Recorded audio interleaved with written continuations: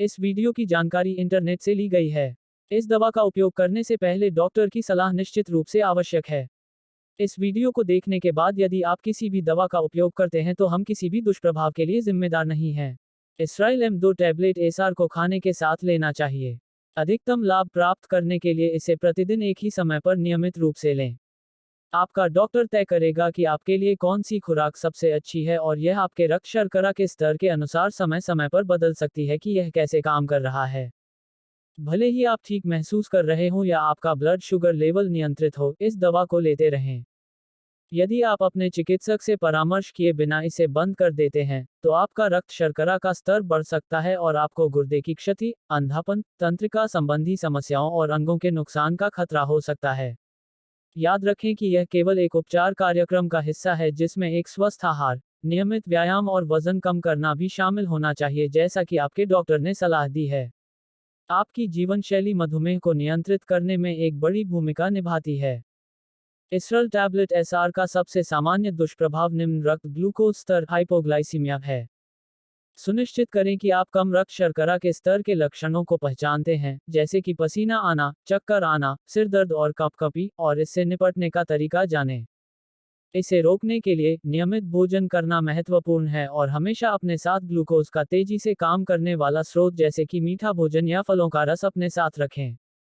शराब पीने से आपका रक्त शर्करा का स्तर कम होने का खतरा भी बढ़ सकता है और इससे बचना चाहिए।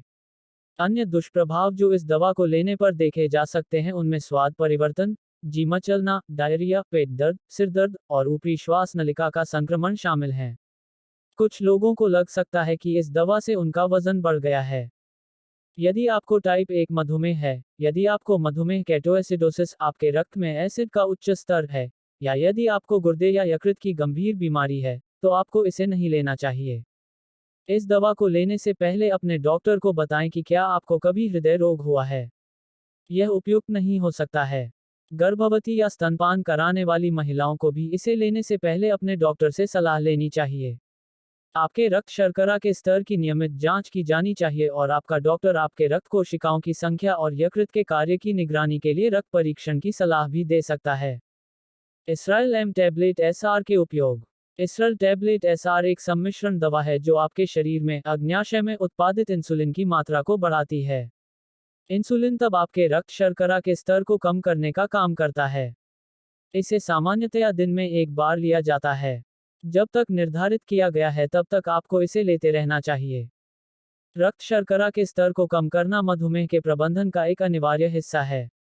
यदि आप स्तर को नियंत्रित कर सकते हैं तो आप मधुमेह की गंभीर जटिलताओं जैसे किडनी की क्षति, आंखों की क्षति, तंत्रिका समस्याओं और अंगों के नुकसान के जोखिम को कम कर देंगे। इस दवा को नियमित रूप से उचित आहार और व्यायाम के साथ लेने से आपको सामान्य, स्वस्थ जीवन जीने में मदद मिलेगी। इसराइल M टैबलेट एसआर के साइड इफेक्ट।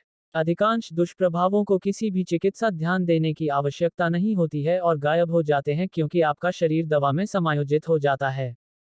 अपने चिकित्सक से परामर्श करें यदि वे बने रहते हैं या यदि आप उनके बारे में चिंतित हैं।